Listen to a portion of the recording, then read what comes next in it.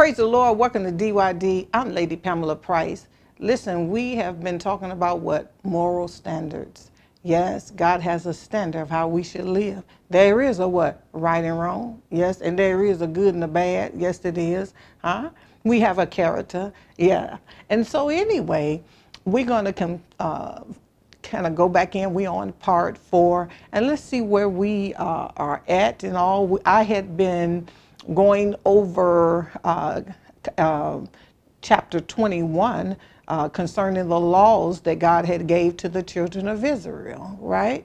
Now watch this. We had already established that we living up under grace, God's favor, his unmerited favor to us. But then God gave the children of Israel some laws, and we're going to pull out some things that are just right for man to do. The standard that God gave the children of Israel, we want to see what type of standard God gave them, because like I established last time, a lie is a lie. It's not good to lie today just because we're under grace. Come on, somebody. It's not okay to steal, huh? And last time we learned how God had told, like, if you had an animal and it gored somebody and you knew that it was a bad animal and you didn't tie him up, that's not okay. That's wrong. Yes. So we're going to get into chapter 22. It talk about responsibility for property. And we're going to read verses 1 through 4 and try to come from there. And we're still talking about moral standards. So this is responsibility for property. Let's go 1 and 4. Let's go chapter 22. If a man steals an ox or a sheep and slaughter it, and it says, or sells it, he shall restore 5 oxen for an ox and 4 sheep for a sheep. It said, if the thief is found breaking in and he is struck so that he dies, therefore there shall be no guilt for his bloodshed. Oh, y'all get that? Let's do that one more time. If the thief is found breaking in, oh, don't we have thieves today, and he is struck so that he dies, there shall be no guilt for his bloodshed. Uh-oh, what are you talking about? This man, if a man steals an ox or a sheep, and he's stealing something from somebody. Let's break it down to today. You going in somebody's house, breaking in and all. And watch this. In nowadays, some people have guns and they have different things. And here it's saying this guy ends up getting killed because he's trying to break in somebody's house, there's no guilt. And that's the way the law works today. So the best thing to do is don't be breaking in somebody's house. Hello. Let's go in. Let's go to the 3rd verse. If the sun has risen on him, there shall be guilt for, it says, if the sun has risen on him, there shall be guilt for his bloodshed.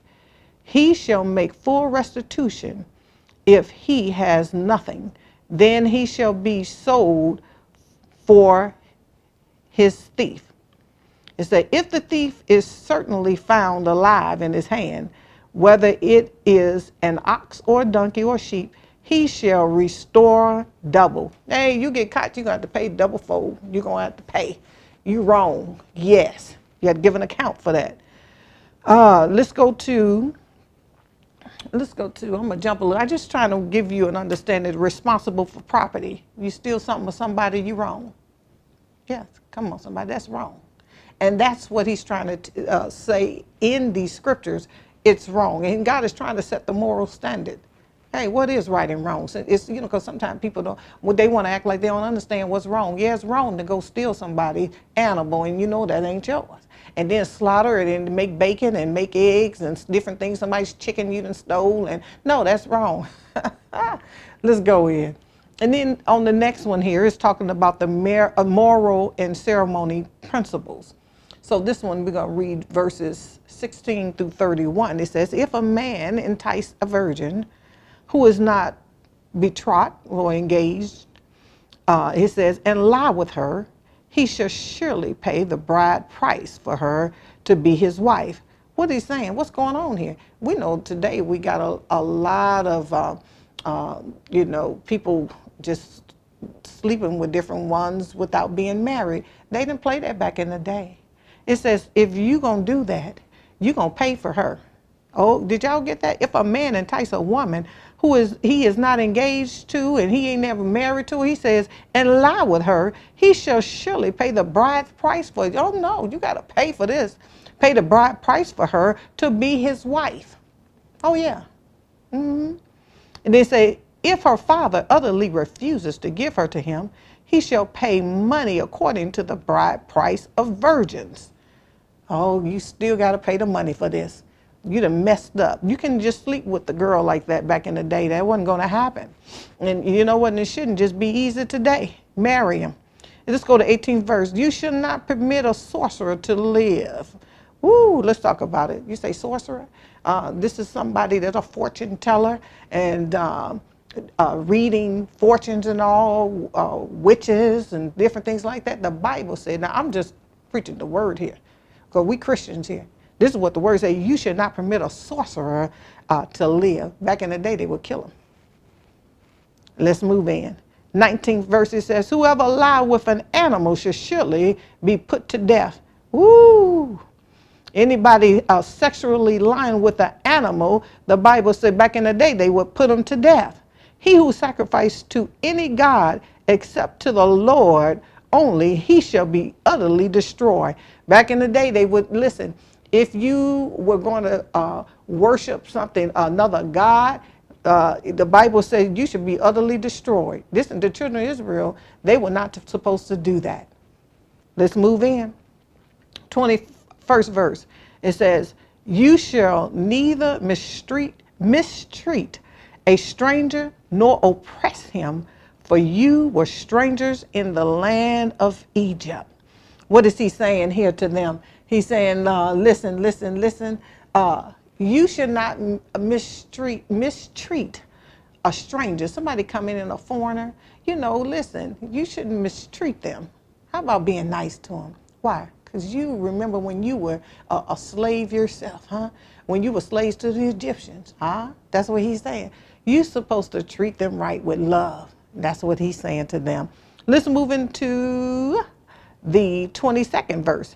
He goes on to say, you shall not afflict any widow or fatherless child. Oh, somebody that doesn't have a father, don't afflict them. And he's saying, basically show love. If you afflict them in any way, he said, and they cry at all to me, I will surely hear their cry. And he goes on to say, in this he says, and my wrath will become hot, and I will kill you with the sword. Your wives shall be widows and your children fatherless.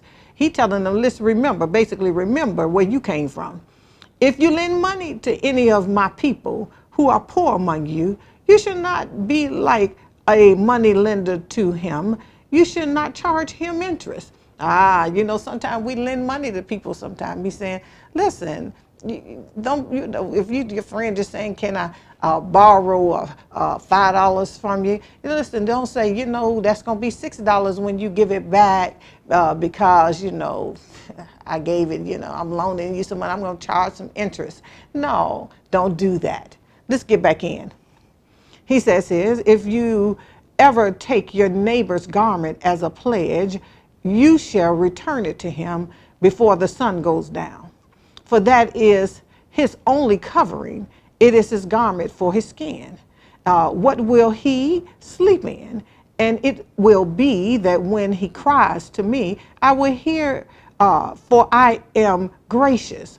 And he goes on to say, you should not revile God. You should not criticize nor curse a ruler of your people. Let's talk about this. A lot of times, you know, you are in church and sometimes people want to be criticize the pastor and criticize the leaders and all and talk about them.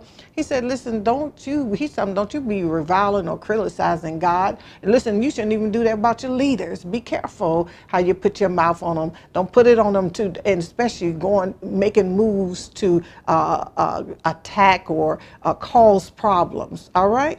And let's go back in. He says, nor curse a ruler of your people. 29th verse says, you should not delay to offer the first of your ripe produce. And he says, your juice and your juices, the firstborn of your sons you shall give to me. And see, this was an Old Testament thing as far as their covenant. He said, likewise, you shall do with your oxen and your sheep. He said, it shall be with its mother 7 days. On the 8th day, you shall give it to me. And it says, and you shall be holy men to me. You shall not eat meat nor meat torn by beasts in the field. You shall throw it to the dogs. So here again, God is giving them his standard and all. There are some good things out of this that are applicable to what we and how we live today. And we can learn a lot from some of the laws that God gave them. So we're going to move into the Exodus, the 23rd chapter, and let's go 1 through 9. And I'm not going to go through all of these, but basically I'm trying to give you a guideline as to what is right and wrong. What is right and wrong? I know a lot of you all looking at Facebook and YouTube, and y'all got Instagram and all kind of stuff. And there's a lot of fighting out there, and people, you know, you're watching kids fight and all. Hey, there's a right and wrong. Yes, you're a child of God. You should be sanctified, set apart. You are sanctified and set apart from the world. Let's go in a little deeper. Let's go to Exodus, the 23rd, 1 through 9. And this one here is talking about justice for all. Justice for all. Let's go in. It says here, you should not circulate a false report. You should not circulate what? A false report. Oh, Jesus. You know something is wrong, don't circulate it. He said, do not put your hand with the wicked to be an unrighteous witness. Ooh-wee, isn't that something? You should not follow a crowd to do evil, nor shall you testify in a dispute so as to turn aside after many to pervert justice. Let's talk about it just for a minute. What is he saying there? You should not follow a crowd to do evil. They're going down, you know, looting at a store to loot and just, you know, take all the gym shoes in the store. You know, there's a riot going on and you're going to go in and do evil with them. No. Come on, y'all, this gym shoes is going to be free. Oh, let's just break the windows. There's a case going on, you know, you hear about it and everybody going in and breaking windows. No, that's wrong. Come on, somebody. That's wrong. You should not do that. Ooh, it is heavy today, right?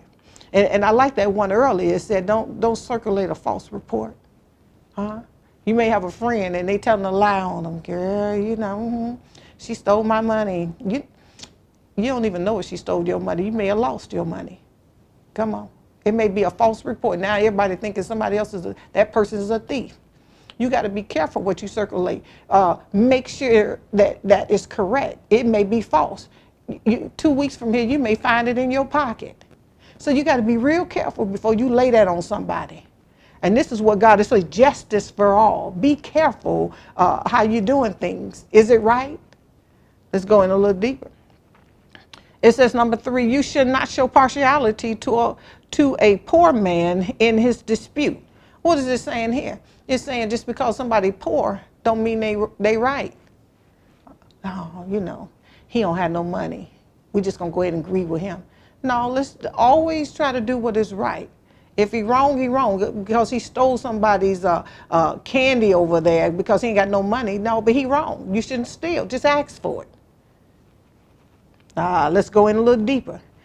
If you meet your enemy's ox or his donkeys going astray, you shall surely bring it back to him again. What is this saying? You don't like somebody. You don't like George. And I can't stand him. But you see his dog and he's loose and he's never out. What about being nice and bring the dog back to the house? Or, you know something is somebody else's, even though you don't like them. What about just go ahead and push that away and just go ahead and do the right thing? Let me take them. this right here. This is theirs. I know it's theirs. Huh? Yes, and the Lord will bless you. Let's go in just a little deeper. Come on, somebody. It says here, I think it's the 5th verse where I'm going to say, if you see the donkey of one who hates you lying under a burden, and you would refrain from helping it, you should surely help him with it. Oh, what is it saying? It said, and you would refrain. Normally, you would refrain from trying to help him, from helping him. You should surely help him with it. Oh, come on, you got to do the right thing. I don't want to help him. I wish I would. Come on, let's go to 6th verse. Watch this. You should not bend or pervert the judgment of your poor in his dispute. Don't bend the truth for that. 7th verse. Keep yourself far from a false matter. What? Keep yourself far from a false matter. Do not kill the innocent and the righteous, for I will not justify the wicked. Keep yourself far from a false matter. You see there's trouble across the street. You see there's trouble hanging with somebody that you know they bad news. The Bible said keep away from that. And the Holy Ghost then spoke to you, and God then spoke in your spirit, and you're like, don't be with that person. Get away from them. The Bible said don't do it. Get away from them. It said keep yourself far from a false matter. Do not kill the innocent and righteous, for I will not justify the wicked. It says, and you shall take no bribe, for a bribe blinds the discerning and pervert the words of the righteous. Also, you shall not oppress a stranger, for you know the heart of a stranger, because you were strangers in the land of Egypt. What is he talking about? Listen here. What are you talking about? Bribe. See, because sometimes if I say, you know what, I'm going to give you $20 if you do this for me. Huh? If I give you, here's $20, just say I was at your house when my mama called. Just here's $20. You know what? No, go ahead, keep your money. Don't take that money. That's okay. Hey, you know what? I'll buy you some candy and stuff if you just do this for me. That's okay. I don't need you to buy me no candy. I got to tell the truth. Come on. Yeah. And then like the other one was also, you should not oppress a stranger. You say, listen, you got to be nice to the stranger. Be nice to people when they new and all that good stuff, because guess what? Everybody, you remember when you was coming in and you was in bondage and stuff. Just be nice. Watch this, watch this, watch this. Let me see where we at. So we almost out of time here. We at the 10th verse. Yeah, 10th to the 13th. I think I can we're talking about the laws of the Sabbath. The next portion is verses 10 to 13. Let me see what my time is, because I done lost my time already. I only got 1 minute. Let me try to see if I can read it. 10 through 13 says, 6 years you shall sow your land and gather in its produce, but the 7th year you shall let it rest and life follow. It says that the poor of your people may eat, and what they leave, the beasts of the field may eat. In like manner, you should do with your vineyard and your olive groves. 6 days you shall do your work, and on the 7th days you shall rest. But your oxen and your donkeys may rest. That your oxen and your donkeys may rest. And the son of your female servant and the stranger may be refreshed. He goes, and in all that I have said to you, be circumspect and make no mentions of the name of other gods, nor let it be heard from your mouth. And so here he's talking about the law of the Sabbath day and all as far as resting. He's telling them to rest. This is what I want you to do. You gotta rest. Now this is what God was teaching them back in the day, and it's the same thing for us. We do need to rest. We need to, on that 7th day, rest. I know a lot of people work or whatever, but at least one of them days out of the week you need to rest. But listen, Lady Price is out of time, and listen, we covered a lot, and I'm coming back in, and I got to decide exactly what we're going to do. And I was using another timer today. But listen, we have completed everything. May God bless you. I'll see you next time. Parents, thank you so much for allowing your child to watch DYD. It is my heart's desire that every child be ministered to. Parents, I'm going to need your monthly financial support in order for this ministry to continue daily. I just believe by faith that God will lay on your heart an amount that you can consistently give into this ministry. Trust me when I say that the daily investment of the Word of God into your child's life is priceless. I've done this for 21 years and I've seen the results. Will you partner with me? Go to the donation page, and from there, you will be a blessing to this ministry. Thank you so much, and may God bless you.